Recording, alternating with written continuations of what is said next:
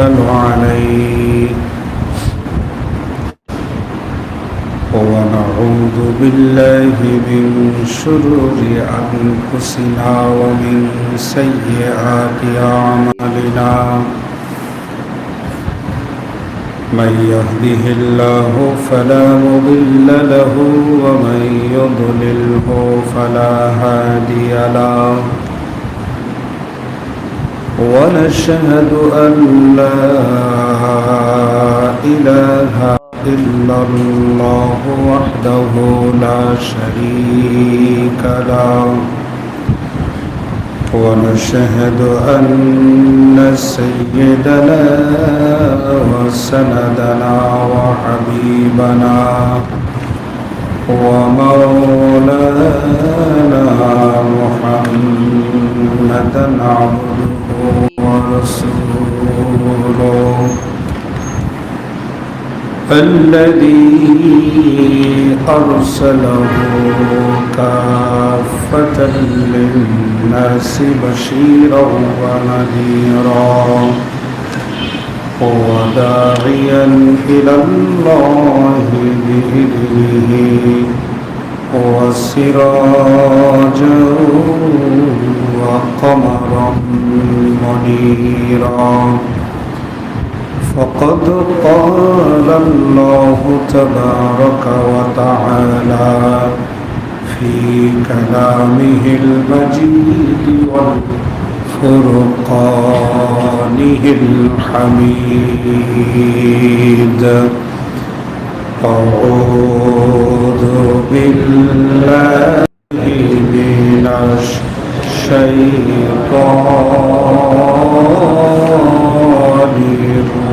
الرجيم بسم الله الرحمن الرحيم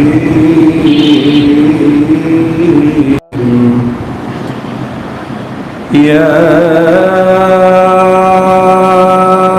أيها الذين آمنوا هل أدلكم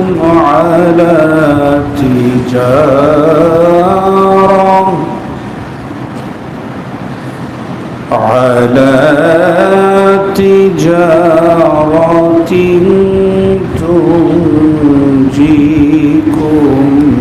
من عذاب أليم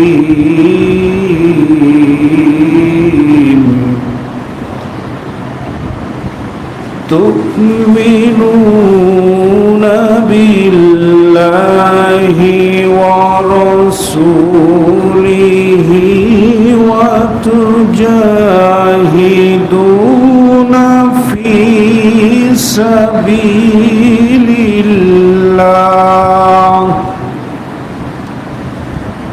في سبيل الله بأموالكم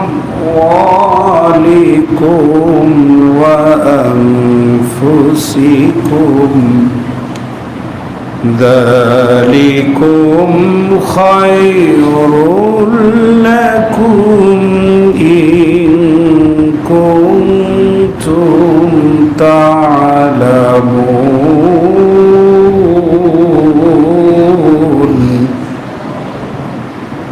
يغفر لكم ذنوبكم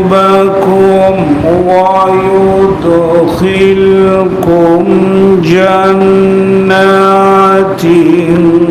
تجري من تحتها الأنهار ومساكين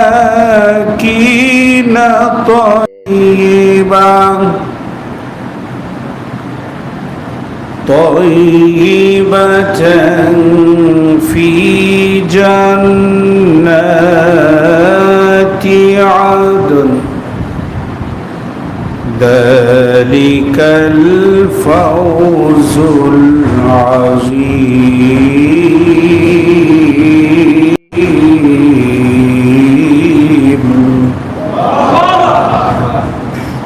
قال تعالى في شان حبيبه إن الله وملائكته إن الله وملائكته يصلون على النبي يا أيها الذين آمنوا صلوا عليه وسلموا تسليما اللهم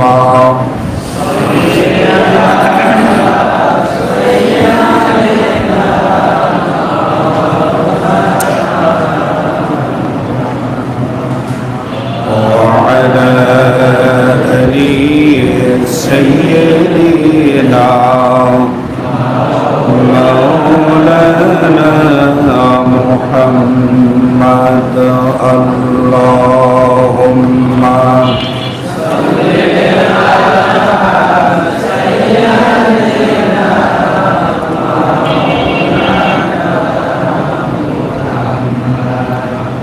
وعلى آل سيدنا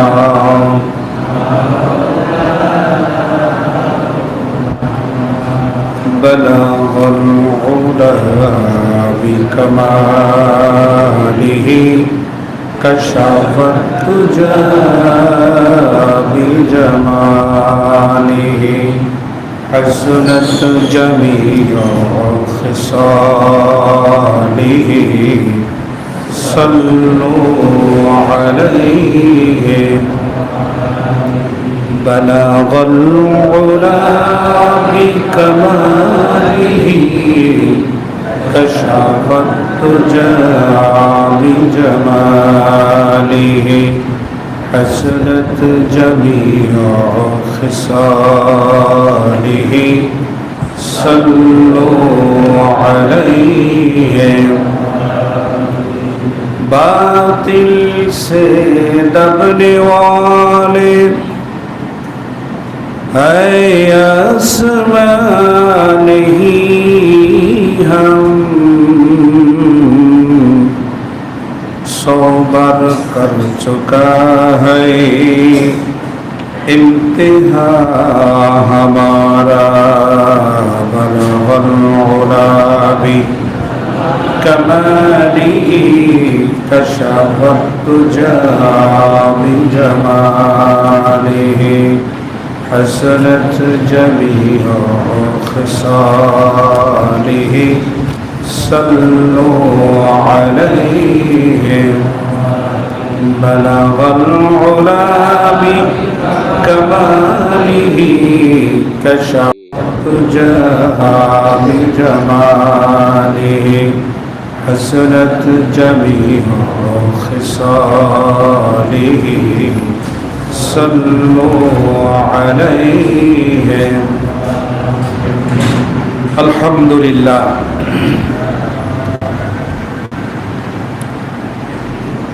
শুকরিয়া আদায় করছি মহান তাবারক তাআলার আলিশান দরবারে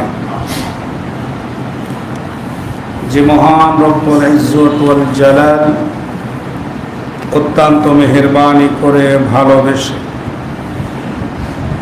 এই মুহূর্তে জাগতিক সকল কর্মকাণ্ড থেকে আলাদা করে নিয়ে পবিত্র এবং সুস্থ অবস্থায় মসজিদুল মুকাররম আল্লাহ পাকের পছন্দনীয় জায়গা, আল্লাহর ঘরে আসার বসার তৌফিক দান করেছেন। রব্বে কারীমের দরবারে অন্তরের অন্তরস্থল থেকে শুকরিয়া আদায় করছি। আমরা সকলে বলছি আলহামদুলিল্লাহ। এবারটা গাধা নাকি?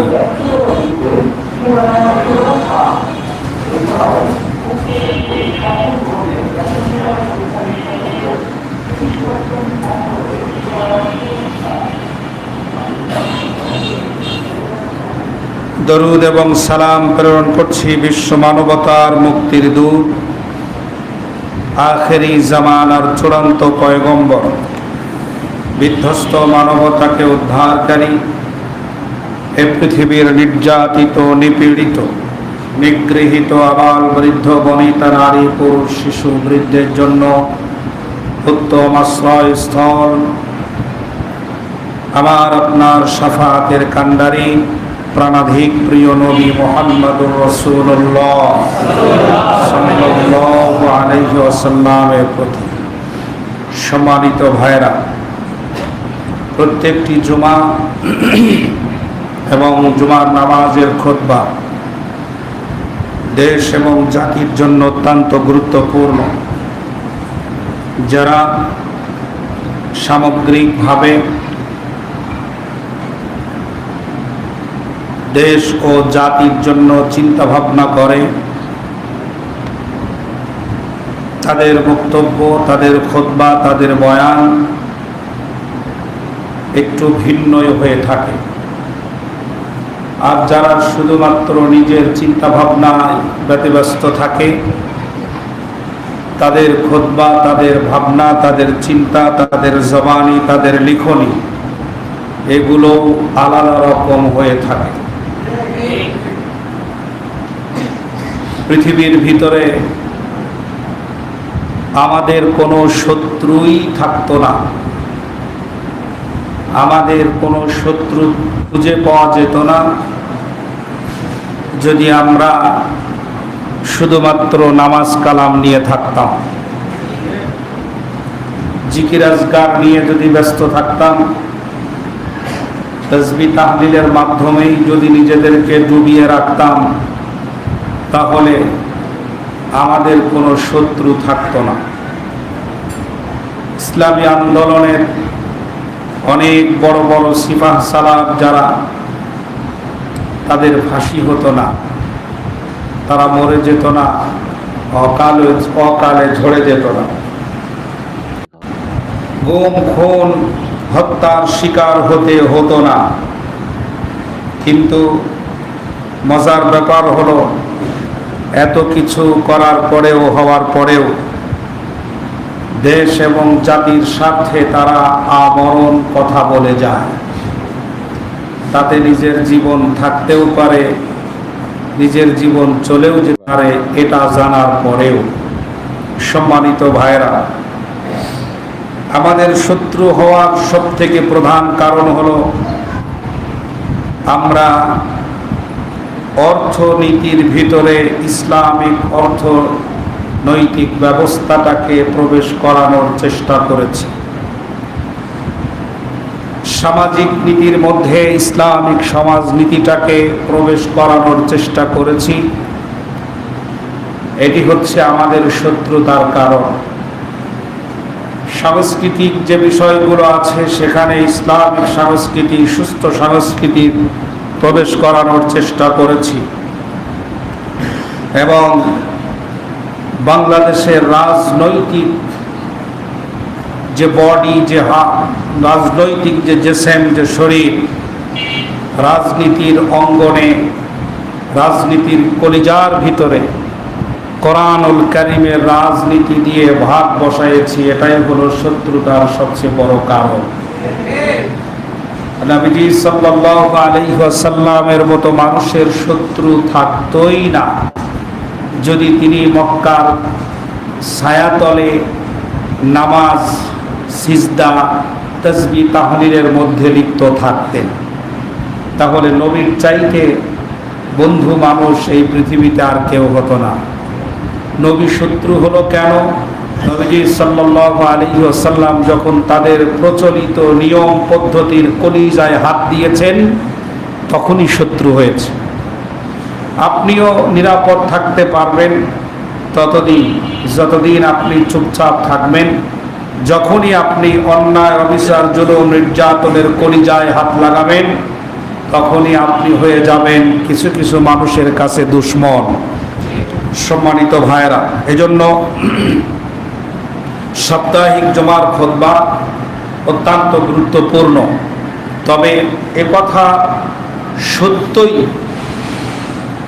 বাস্তব সেটা হলো সব ইমাম এবং সব মসজিদের খুতবা দেশ এবং জাতির কল্যাণে কাজ করে না। এ কথাই চিরসত্য। কোন কোন মসজিদে তো বলেই দেওয়া হয় ইমামকে, আপনি মাটির নিচে থাকবেন আর আসমানের উপরে থাকবেন, জমিনের মাঝখানে কি হচ্ছে সব বিষয় নিয়ে আপনার কথা বলার দরকার নাই। এই কথা মসজিদ কমিটি তার ইমাম সাহেবকে বলে দেয়। আমার বুঝে আসে না, সেই ইমাম সাহেব বিনয়ের সাথে জি হুজুর বলে ওই মেহরাবে উঠে আবার খুতবা দেয়। উচিত ছিল এই কথা স্বীকার করে ওই দিনই ওই জুমার নামাজেই কলিজা ছিঁড়া বক্তব্য দিয়ে ওখান থেকে বিদায় গ্রহণ করা, তাহলে এদের শিক্ষা হতো। সম্মানিত ভাইরা, যারা এই কথা বলে তারা আবার মসজিদের দায়িত্ব পালন করে, দুর্ভাগ্য। আবার আপনারাও সেখানে যান, গিয়ে টাকা পয়সাও দিয়ে আসেন। সুবহানাল্লাহ। উচিত হচ্ছে সম্পূর্ণরূপে বয়কট করে মসজিদটাকে শূন্য কোঠায় পরিণত করে দেওয়া, যাতে করে ওখানে মানুষের বিচরণ না থাকে। সম্মানিত ভাইয়া, এটাই বাস্তব যে সব জুমার খুতবা জাতির জন্য কাজ করে না। আল্লাহ তাআলা এ জাতিকে হেফাজত করেন, আমাদেরকে সঠিক ব্যবস্থাপনায় অন্তর্গত হওয়ার তৌফিক দান করেন, আমিন। সম্মানিত ভাইরা, লক্ষ্য করুন, সাধারণ মানুষ আমাদের দেশে আমাদের মাথার উপরে চেপে বসে আছে সবচাইতে বড় উহুদ পাহাড় সমপরিমাণ ভারী জিনিস। তার নাম হলো দুইটা। এক নাম্বার হলো গণতন্ত্র, দুই নাম্বার হলো সংবিধান। এই দুইটা জিনিস জাতির মাথার উপরে চেপে বসে আছে। এই দুইটা জিনিস থেকে জাতি বের হতে পারছে না। যখন বলা হয় তখন তারা বলে এটা চলে আসছে সেই 71-72 সাল থেকে পর্যন্ত। নবীজি সাল্লাল্লাহু আলাইহি ওয়াসাল্লাম যখন কাফেরদেরকে আল্লাহর নবী দ্বীনের কথা বলেছিলেন, তখন কাফেরেরাও ঠিক একইভাবে উত্তর দিয়ে বলেছিল, আমরা এতদিন পর্যন্ত বাপ দাদা যে নিয়ম পদ্ধতি পালন করে আসলাম তা কি ভুলে যাব, ছেড়ে দেব? আমরা এখন বলতে শুরু করেছি এটা আমাদের যুদ্ধের ফসল। এদের স্বাধীন হওয়ার পরে এই সংবিধান হয়েছে, তা কি আমরা ছেড়ে দেব, ভুলে যাব? তাদের কথার ওজন আর কাফেরদের কথার ওজন এক করলে মনে হয় যেন একই কাতারের এক একজন উত্তরসূরি দাঁড়িয়ে আছে। সাধারণ মানুষ আন্দোলন করবে, গণতন্ত্রের রূপ দেখেন। সাধারণ মানুষ, কথা শুনতেছেন? আমার দিকে তাকান।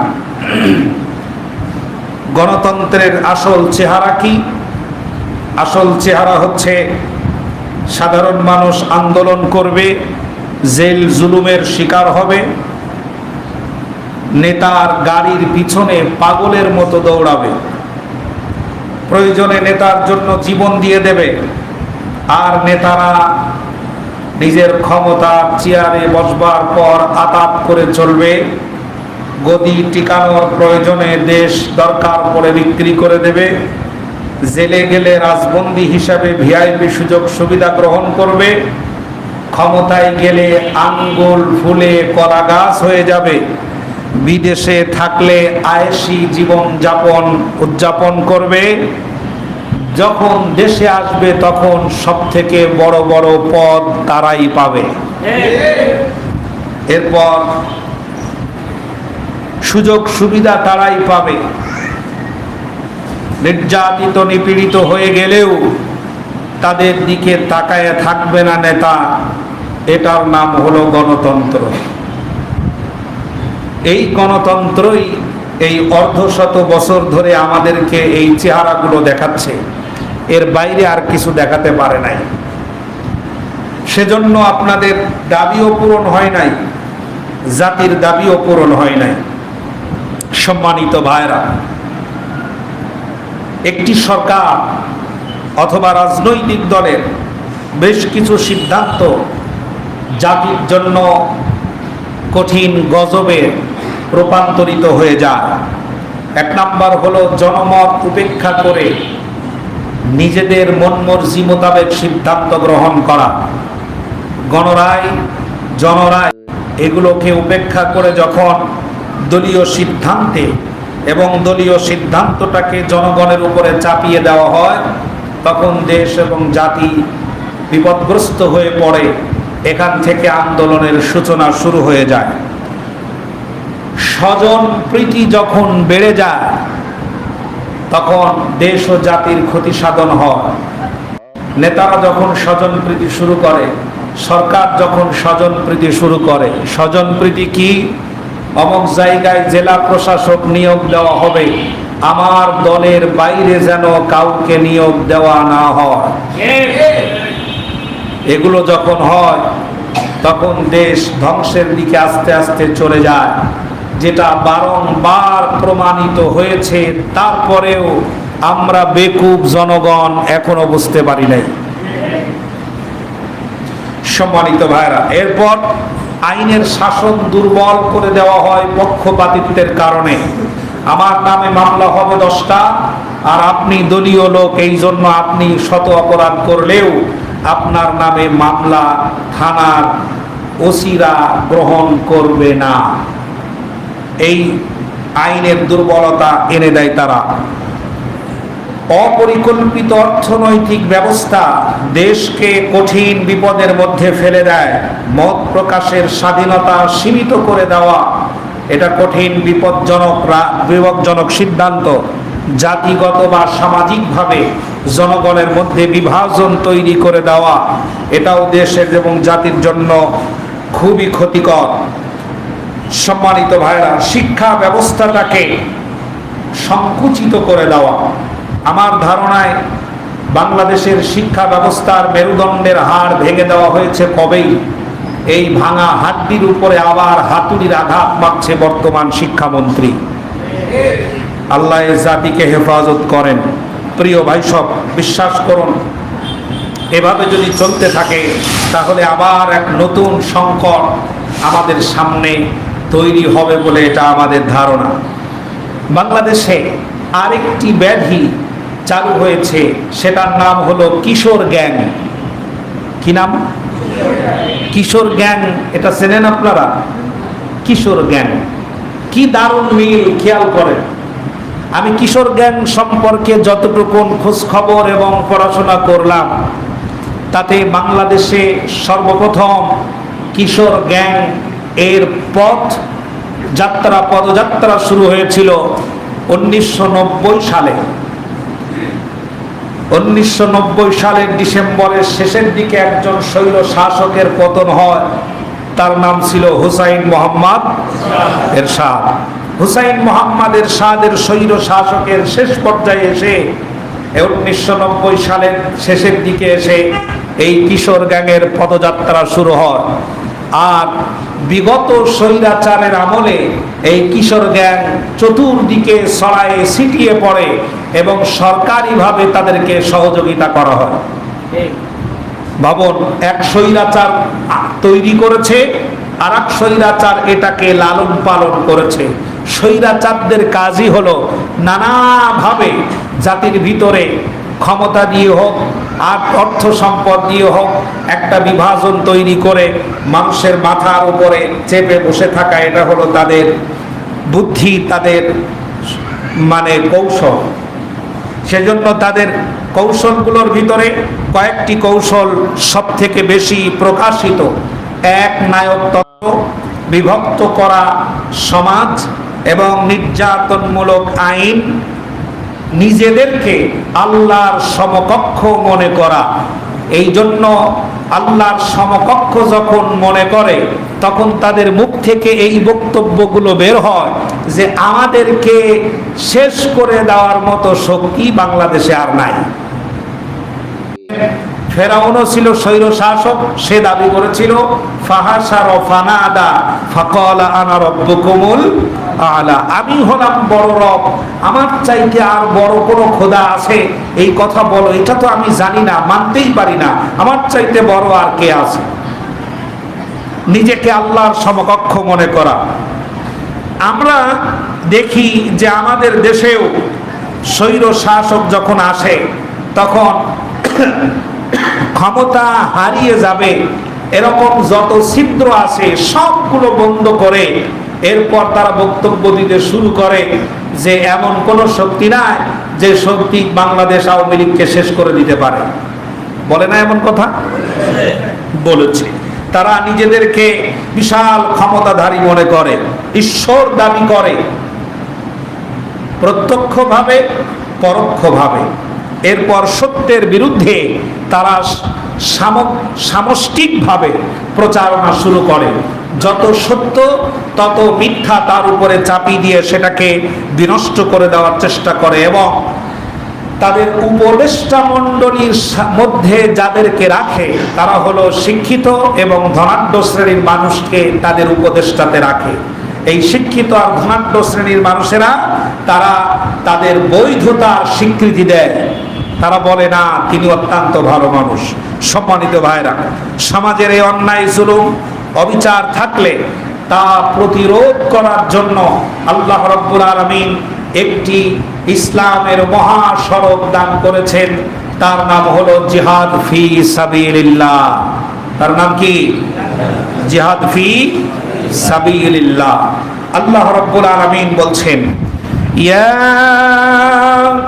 আইয়ুহাল্লাযীনা আমানু হাল আদুল্লুকুম আলা তিজারাতিন তুনজিকুম মিন আযাবিন আলীম তুমিনুনা বিল্লাহি ওয়া রাসূলিহি ওয়া তুজাহিদুনা ফি সাবিলিল্লাহ